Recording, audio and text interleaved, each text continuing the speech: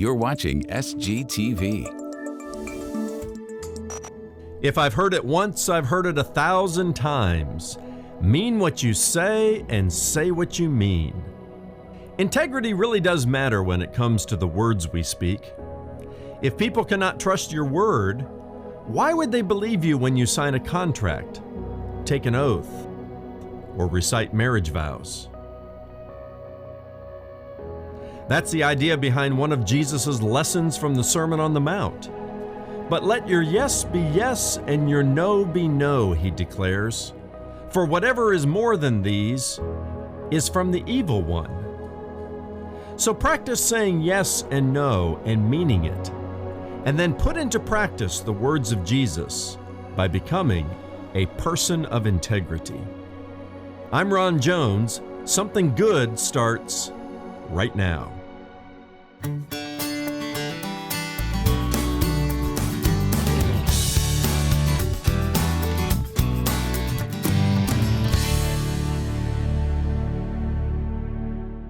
The Titanic was a British passenger liner that tragically sank on its maiden voyage back in April of 1912. It began in Southampton, that's the London port, and was on its way to New York City. It was known for its immense size and its luxury, and the ship back then symbolized technological success for its day. However, over 1,500 passengers died in the icy waters of the North Atlantic Ocean. Most people assume the Titanic sank because it crashed into an iceberg, and while that is true, there's more to the story. Experts now believe the Titanic lacked structural integrity. Structural integrity, a combination of design flaws and material issues, and the force of the impact on the iceberg compromised the vessel. Experts have looked at the hole. The Titanic's still at the bottom of the ocean there. They looked at the hole and they've said the size of the hole doesn't account for how rapidly it sank. The Titanic was built to the highest standards of shipbuilding in its day. But apparently, the faulty design and construction contributed to it sinking faster than experts say it should have. Well, a similar tragedy awaits a life that lacks personal integrity. The Titanic lacked structural integrity, and it went down. But some people lack personal integrity. Dishonesty, corruption, falsehood, deceit can hide in the human heart until, well, it's exposed. And there are devastating results. Of course, the larger the life, the larger the tragedy. The Titanic was the largest ship of its kind back in the early 1900s. And some people have large lives and large influence, and the larger the life that lacks integrity, well, sometimes the larger the tragedy. When a leader crashes and sinks due to a lack of personal integrity, takes other people down with him or her. Even small compromises in integrity can lead to serious consequences. I read about a salesman. I was interested in this because I came out of the world of sales and marketing, and I read about a salesman who came to the corporate headquarters of this company. He was trying to get their business, their annual contract, and he was invited in to make a presentation, walked into the conference room, was greeted by a company representative, and then the representative said, just stay here, and I'll be back in a few moments with some other members of our team. And as the salesman was in the conference room there, he noticed a piece of paper on the table. And as he looked a little bit closer, it turned out to be his competitor's bid. And he couldn't resist, just getting a glance of what that bid looked like. What he noticed, though, was there was a soda can right on top of the place where the number was, that he really needed to know what the number was. And he was tempted, and he looked around. Was anybody peeking in? He just couldn't resist. He picked up that can of soda, and it was a bottomless decoy filled with hundreds of BBs that scattered all across the conference room table and onto the floor. And he's like, how do I put this mess back together? Well, that's when the company representative walked in and walked him right out the front door before he ever made his presentation.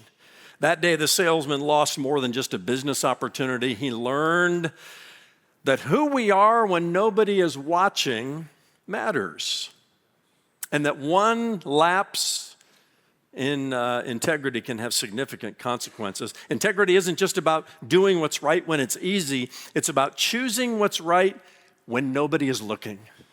When nobody is looking. That brings us to the Sermon on the Mount in Matthew chapter 5, verses 33 to 37. When Jesus continued his teaching on that Galilean hillside 2,000 years ago, kingdom integrity was at the forefront of his mind. And what we're going to learn is that simple words like yes and no, let your yes be yes, let your no be no. Well, it mattered to Jesus. Look again in verse 33. Again, you have heard that it was said to those of old, you shall not swear falsely, but you shall perform to the Lord what you have sworn. But I say to you, do not take an oath at all, either by heaven, for it is the throne of God, or by the earth, for it is his footstool, or by Jerusalem, for it is the city of the great king. And do not take an oath by your head, for you cannot make one hair white or black. Let what you say be simply yes or no. Anything more than this comes from evil, Jesus says. Now, overall, the Sermon on the Mount reminds us that the transformation of the heart is more important than modifying one's behavior. Haddon Robinson says the Sermon on the Mount is about inner righteousness worked out in life. I call it the inside-out life. We live the Christian life from the inside out. The Pharisees, the hypocritical Pharisees, on the other hand, reverse that. They lived their lives from the outside in. And what lacked in the inner caverns of their life, was a lack of integrity, we might say. But they practiced an external righteousness.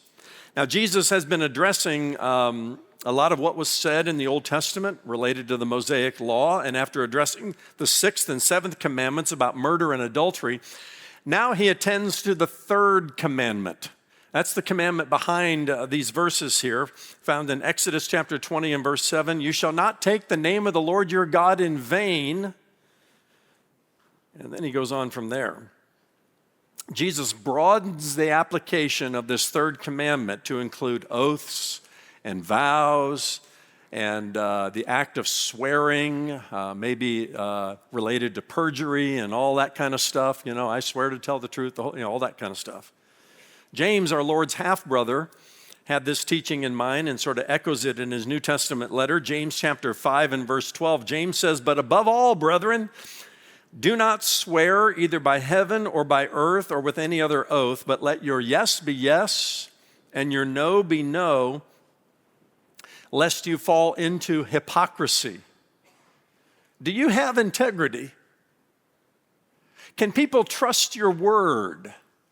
Or when you say you're going to do something, do they kind of look at you and go, yeah? And you feel the need to punctuate and with an exclamation point, a verbal exclamation point, say, I swear to, I'll do it.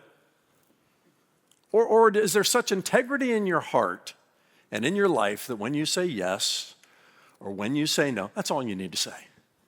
You could do business on a handshake because you're a person of integrity. Oh, there may be a contract involved, but when you say you're going to do something, you're going to do something. Or you say you're not going to do something, you don't do something.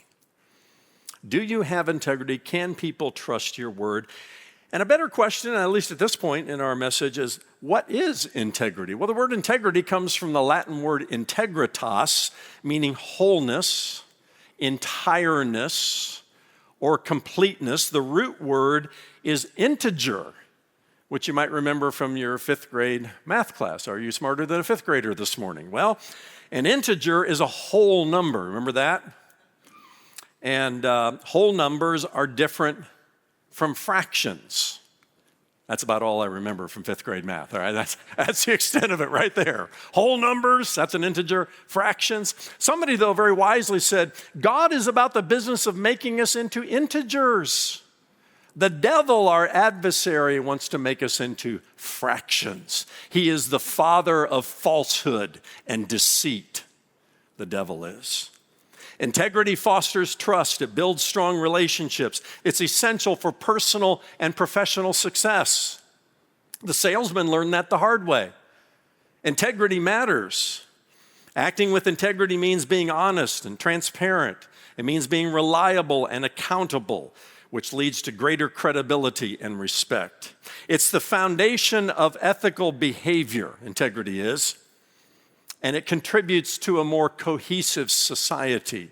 When we lack integrity in the foundational areas of life, we're in for a Titanic-like crash.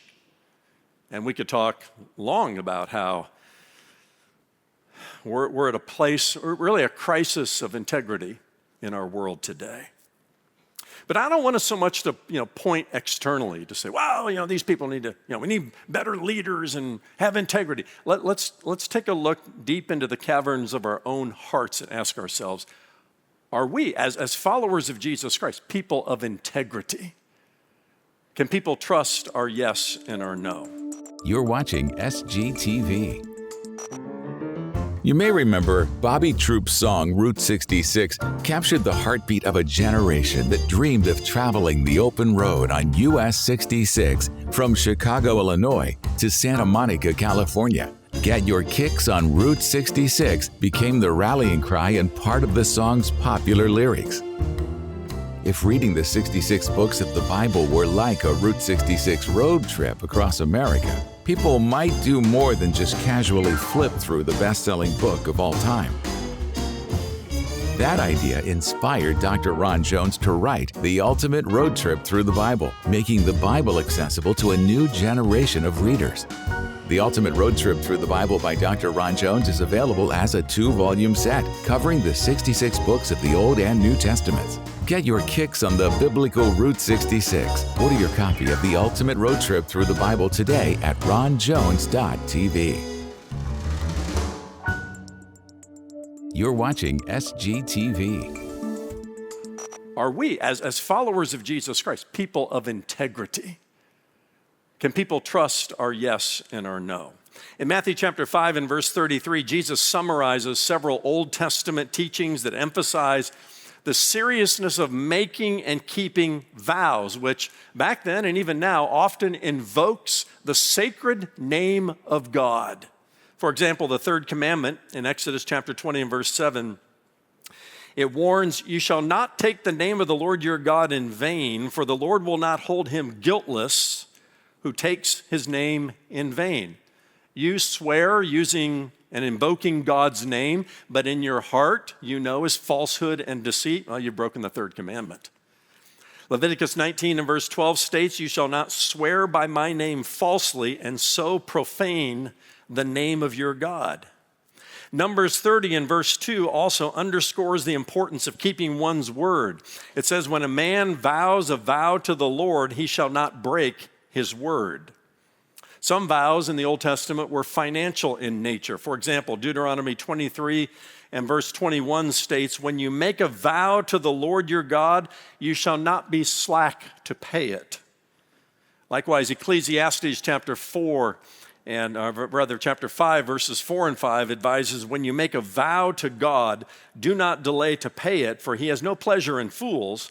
Pay what you have vowed. Better not to vow than to vow and not pay." Wise words from Solomon.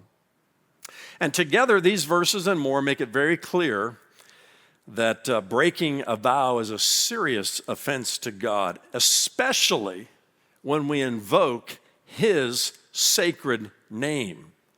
And since the God of the Bible is truth and God cannot lie, he will not tolerate anybody using his name and associating it with falsehood. So before you say, "I swear to," and invoke the name of God, beware. Make sure there's integrity in your heart. Better yet, make sure you're living the kind of life of integrity where you don't need to swear on your mother's grave to convince somebody you're telling the truth. That's the idea here. The Pharisees took what the Mosaic law said about oaths, and as you might expect, they created this elaborate regulatory system to avoid improper vows. They also created ways to escape the obligations created by oaths and by vows, especially for those who took an oath that they felt might have done so under emotional duress. They were always looking for some kind of an escape clause. And so the Pharisees taught that the only oaths that mattered were the ones that invoked God's name. All other oaths, including ones that invoked, well, heaven or earth or Jerusalem, the Pharisees said, no, those are non-binding. You know, you can wiggle your way out of that one, all right? And as long as they didn't use the Lord's name, they said, you've got an escape clause. It's sort of like, when you were kids and you said, I promise to somebody, but behind your back, you had your fingers crossed, all right? That was your escape clause. And of course, the Pharisees were adept at splitting theological hairs. They always missed the point of the law by a country mile, and this is why Jesus elsewhere in Matthew 23, turn with me there, he rebuked the Pharisees for manipulating the law, the Mosaic law, with regard to oaths and vows and swearing. Matthew 23 is that place in Matthew's gospel where Jesus really parts the Pharisees' hairs. I mean, he holds nothing back. And he says, beginning in verse 16, woe to you blind guides who say, if anyone swears by the temple, it is nothing. But if anyone swears by the gold of the temple, oh, he's bound by his oath. You blind fools, he says, for which is greater, the gold or the temple that has made the gold sacred? And you say, if anyone swears by the altar, it is nothing. But if anyone swears by the gift that is on the altar, he is bound by his oath. You blind men, for which is greater, the gift or the altar that makes the gift sacred? So whoever swears by the altar swears by it and by everything on it. And whoever swears by the temple swears by it and by him who dwells in it. And whoever swears by heaven swears by the throne of God and by him who sits upon it. Again, Jesus pulls no punches here. He calls the Pharisees fools. He calls them blind guides. It was foolish to suggest that a person didn't have to keep his oath if he swore by something other than God's sacred name. Suppose a person swears by heaven, earth, or Jerusalem. In each case, he's swearing by God. The oath eventually gets back to God. Why? Because heaven is God's throne, earth is his footstool, and Jerusalem is the Lord's holy city. Even if a person swears by the hairs on his head, and some of you have to go to your beard for that, but, I swear by the hairs on my head, Jesus would say, well, you can't even create the hairs on your head. God did that. All oaths eventually come back to God, even if we swear on our mother's grave. Even if we say, cross my heart, hope to die, stick a needle in my eye. All these phrases that we have to try to convince people we're telling the truth. We'll do what we say.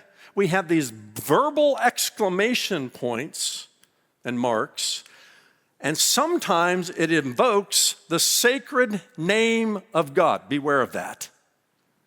Beware of that. The third commandment says no. And while I'm on the subject here, can we stop the OMGs? It's like fingernails on a chalkboard to me. To hear even God's people, Christians, using it, dropping an OMG to put an exclamation point somewhere. Express your excitement or your whatever emotion about it by not invoking God's name. The world does it all the time. And every time I hear it, it's just like fingernails on a chalkboard. And it gets back to the third commandment. Do not take the Lord your God's name in vain. Don't use it carelessly. Find another way to express your emotions than dropping an OMG into the conversation or the text message. Now, some groups like the Anabaptists and the Quakers interpret Jesus' instructions so literally that they refuse to take oaths, even in a court of law. Some of you who have joined the military, you take an oath, and you're given the opportunity to either take an oath or make an affirmation. Our judicial system allows for affirmations. And I don't know, it just seems like it's splitting Quaker hairs when we do something like that. But, that's neither the case. One might expect that Jesus would just urge us to honor our oaths, but instead what he says is, don't take an oath at all. Be such a person of integrity that your yes means yes and your no means no. By the way, there's some parenting advice here too. Parents, learn to tell your kids yes and no and stick by it. Otherwise, you create confusion with your kids. Well, Dad never really means no. He'll come around eventually, and they play divide and conquer between them. No, think it through. If you don't know whether the answer is yes or no at this point, say, your mom or your dad and I will talk about this. But when you say yes or when you say no, mean what you say and say what you mean. It's a great way to raise kids. It'll create confidence in them that they know where you stand and they know what to expect from you. Anything beyond this comes from evil, Jesus says. The evil one thrives on falsehood and deception and inconsistency, on a structural or personal lack of integrity. Haddon Robinson explains it this way: in a world that uses oaths to assure that we speak the truth, we need to have an inward truthfulness that doesn't depend on oaths at all. When I give my yes, it is a yes. When I give my no, it is a no. Oath or no oath, when one says something, one can count on it. He goes on to say, men and women who are truthful will be truthful whether they are under oath or not. Isn't that the truth? Have you seen the politician who says one thing over here, but then when they're under oath before Congress, the story changes, right? Come on now. Just tell the truth wherever you are. So Robinson says we ought not to swear in order to say, now I'm telling you the truth, because I'm under oath before a congressional committee. Oh. When our nation operated under the gold standard, it was often said that a person's word was as good as gold. And this monetary standard implied that every piece of paper currency and the coins that we had in our pockets was supported by real gold stored in places like Fort Knox, which was the repository of our nation's gold reserves. I think it was Richard Nixon that took us off the gold standard. It was meant to be temporary, and here we are today. And because we're off the gold standard, this is off the beaten path of the message, but I'm just going to toss it in. Because we're off the gold standard, the Fed can just print as much money as they want, whenever they want. And that's how inflation happens. So here we are today. We came off the gold standard. But there was a time when we exchanged dollars and coins in the marketplace, and we had confidence in our monetary system, knowing our money had enough gold to back it up. Now, my point is this: think of integrity as gold and your heart like Fort Knox. A person whose word is as good as gold means that he says what he means and he means what he says. You're watching SGTV.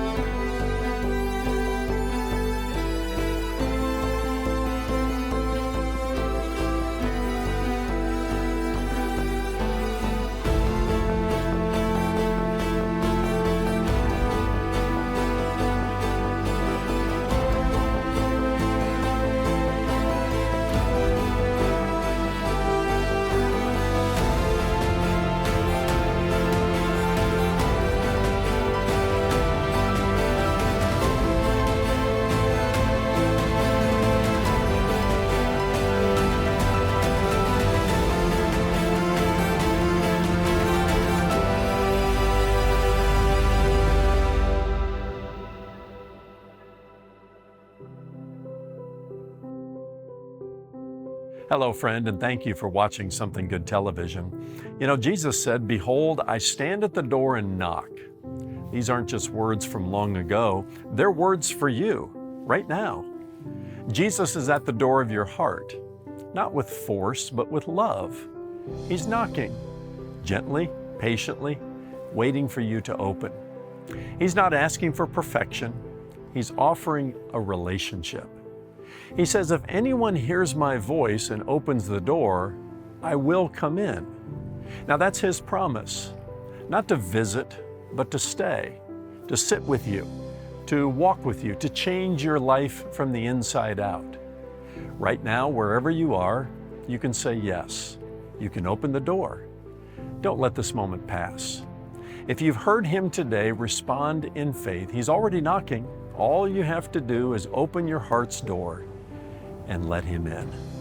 Please visit our website at ronjones.tv and share your spiritual decision with me.